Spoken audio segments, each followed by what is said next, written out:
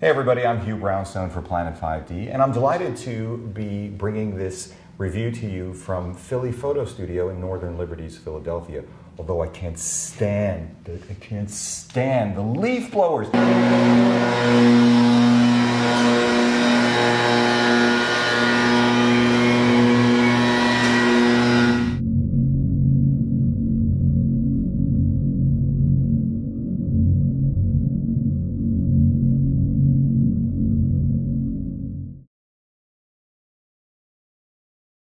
Anyway, Hugh Brownstone, Planet 5D, welcome to a walk-off. If those of you out there have not seen Zoolander, I highly recommend it. The reference is to the movie Zoolander, a walk-off between Hansel, who's so hot right now, and Derek Zoolander. Today's walk-off is between the MoVI M5 3-axis gimbal and the Came 7800, the Came TV 7800 3-axis gimbal as well. I'm delighted once again to have with me Mike Greenberg.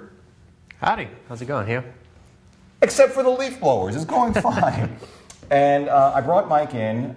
He is one of two gimbal experts that we have. The other is Sophie Parker. You may have seen her in the test footage we did with the 7800 a while back. Mike is actually a MoVI operator, so he knows whereof he speaks. I thought it would be great to have Mike in today. What we're going to do is we're going to balance a little Rebel SL1 with their STM 10 to 18 millimeter zoom, tack sharp zoom, really surprising. You wouldn't think so, but this is a great combination. First on the MoVI M5, and then on the 7800. So without further ado, Mike, would you do the honors? Sure. And running commentary as you feel moved to do so.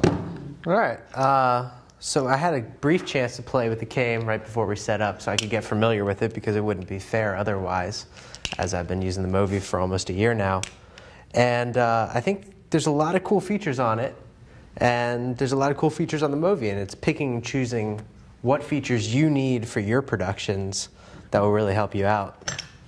I think one of the things that we're all really interested in is the difference in price and the nature of trade-offs for that price. So what's the latest price on the MoVI M5? I think it's clocking in around $4 grand, if I'm not mistaken. I think you're right. I think I saw that, $39.99, something like this.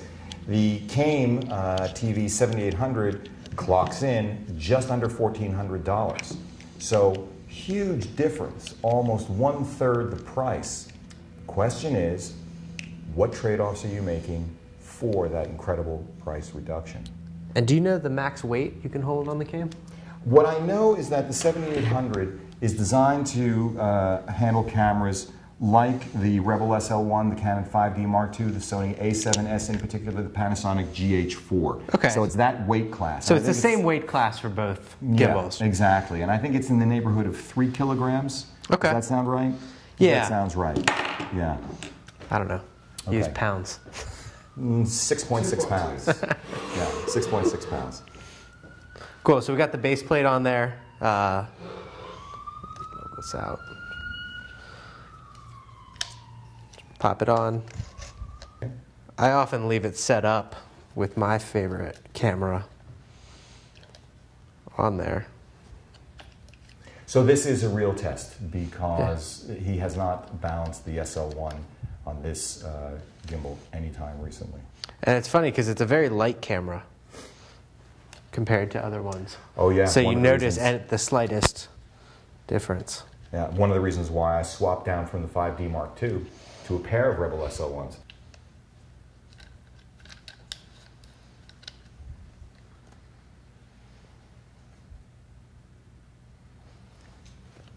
So there are a couple of axes that you have to balance this on. Front, back. Front and back side is first, side. and then side to side. And underneath here, so this center lever gets you fore and aft, and then your side to side are the two right here. And I just pop those loose and slide it. And it's not perfect, but I'm getting close. Okay, is it good enough so that if you flip it on, the MoVI will right itself? Not yet, we got a couple more. Okay. So now you want to check up and down. Let me see, we're a little bottom heavy. Let me go up higher. And one thing to note is the MoVI has a full cage, and you can tap into your hot shoe mount if you want. I don't really find it a big deal. Some people claim it is. It just gives you a little more rigidity, but I'm okay without it. I'm just gonna bring it a little forward. So we're pretty close, and then you want to check that you're not on your roll, and that happens to be in the right space. If this was going one way or the other, pop these two loose, slide it back. Very nice. Very nice. Very easy. So, I mean, it's a light camera, so it's staying with me. It's a little off now. I'll bring it back to where it was. Maybe.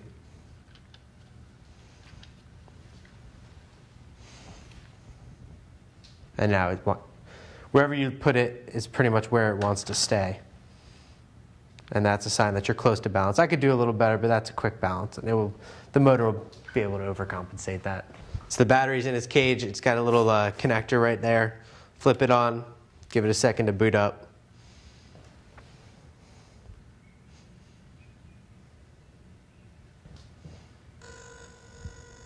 So it's so cool. It's really unhappy with this weight. So I need to grab the computer and dial back the settings. You hear that? You feel it? Feel the vibrations? I heard it. Yes. Oh yeah. Absolutely. Yeah. Absolutely. How interesting. So that's a sign that it's not happy with you. Okay.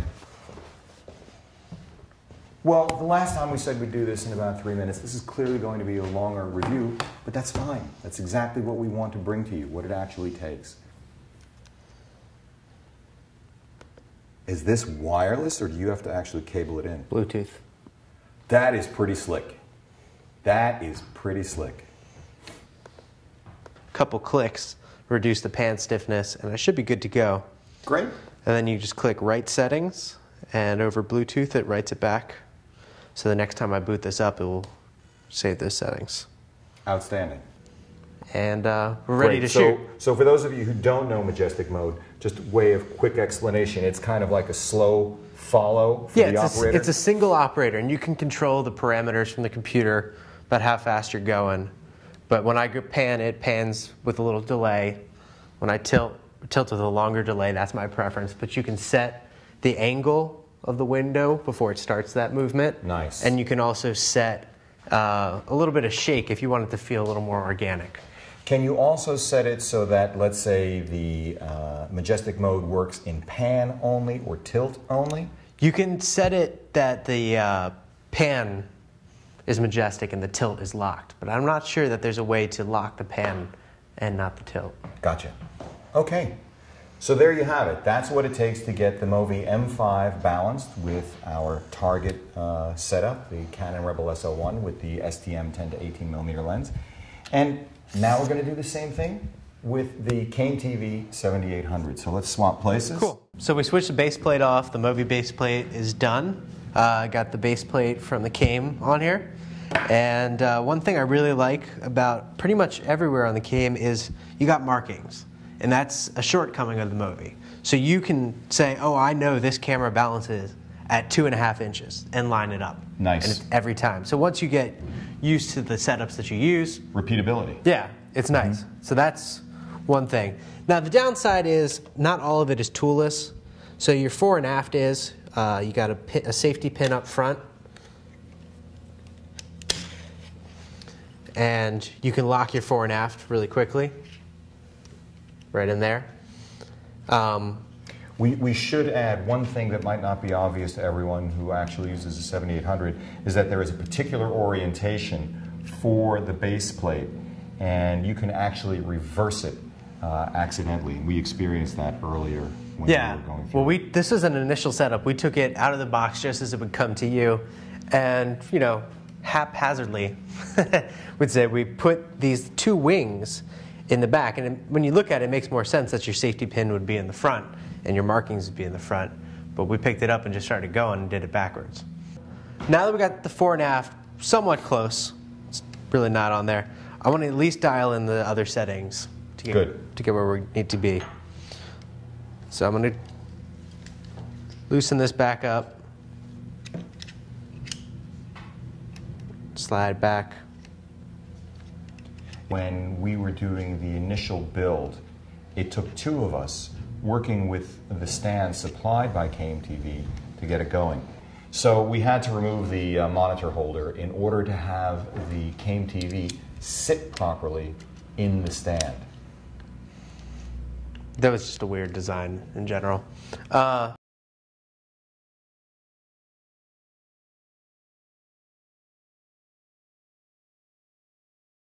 But also when you come out of the box, these pins right here are loosened as well as the ones right here. So we can lie flat and travel in a small container. Getting those set up was not easy. It took us nearly an hour for the initial setup. Right. One thing that they could do that would be great was add a couple bubble levels here. I would lock these in to make sure they're perfectly perpendicular and then get a bigger case and leave it in there.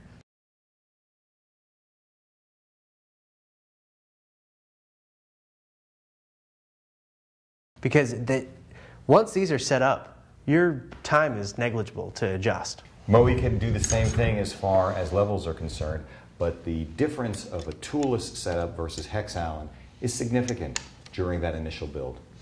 And depends on what you're doing. If you're a one-man band and you can leave a camera on here more often than not, or you know the lenses you're going to be on, it might not be a big deal to take an extra 15 minutes to set up between setups. For other people, that's a big no-no because they need to be on set and they have a whole crew waiting on them. And that's, you know, one of the drawbacks of a Steadicam is how long it takes to balance. I'm still a little bottom heavy here, so I'm going to keep them coming up. And the hex keys, they do take a little bit of effort to adjust. So your fore and aft was very easy to adjust. Right. But your top and bottom, not so much.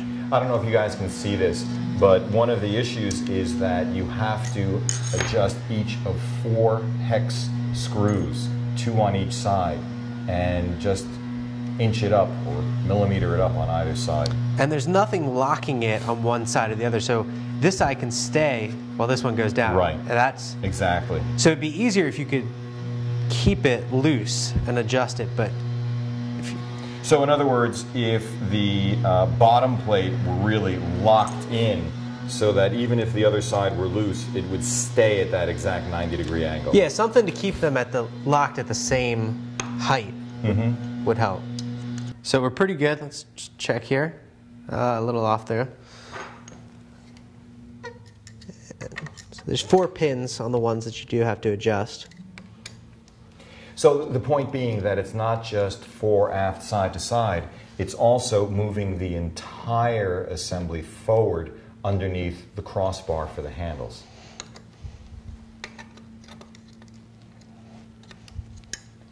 And I have to say, looking at the purpose-built tool you have there versus one of these guys, definitely better to have a single sized driver. Yeah, it's great. It's faster.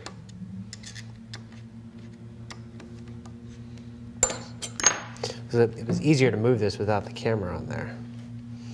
Just the weight it was at.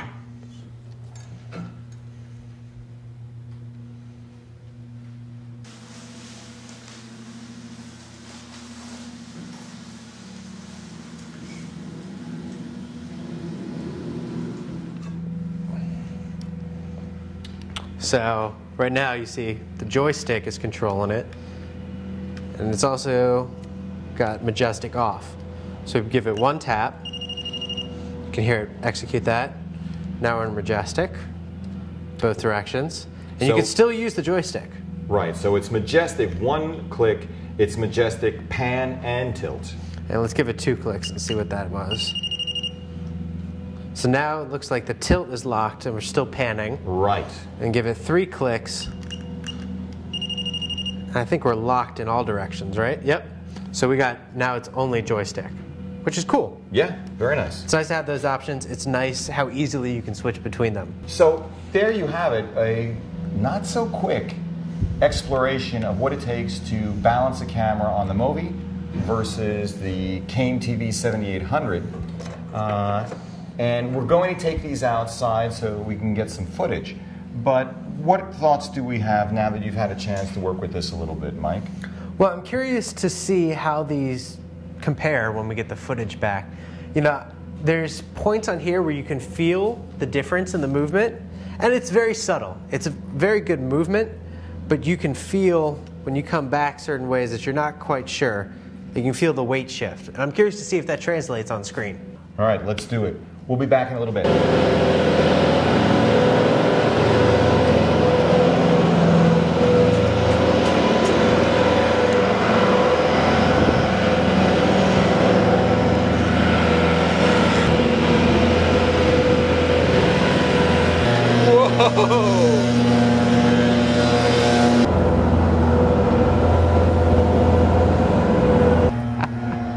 That's ridiculous.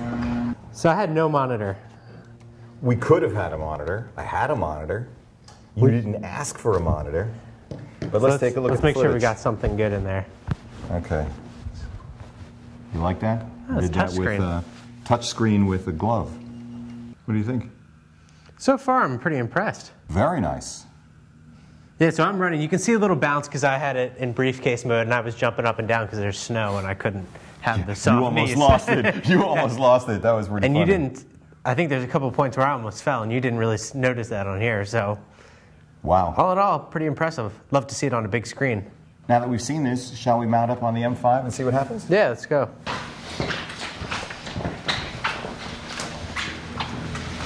Look at that. You love to be the center of attention. Yes, you're going to be a star.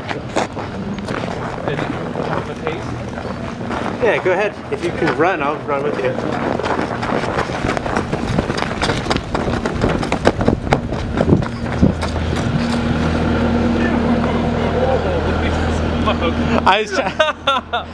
That's crazy. It's slick out there. I'll give you that much. It's pretty slick.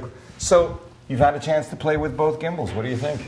I think by the time you get them set up, they're pretty similar. Pretty impressed. Two gimbals, two very different price points, a set of legitimate trade-offs is, I guess, how I would describe it. Yeah. With the MoVI, you are getting some real sophistication, Bluetooth connectivity for software tuning. You've got the toolless balancing, and it really makes a difference. There's no question. And you got a lot of customer care and support to back you up. Because it's so computerized, there could be a lot of issues that come up, and that's something that I find is a big selling point when you're in high pressure situations. Makes perfect sense. And on the flip side, if you're a one-man band and you've got the same camera each and every time, you're not yet at the point where your clients are paying you enough so that the gimbal pays for itself when it costs $4 grand, $5 grand, or whatever, then the Kane TV 7800 is a very, very interesting and legitimate alternative. I'd love to see the Kane and the Ronin go head-to-head because they're even closer in price points. I want to see if there's a difference there. Well, Mike, thanks again for joining us. Thank you for having me. Always a pleasure. My pleasure. And guys, until next time, Hugh Brownstone for Planet 5D. See you soon.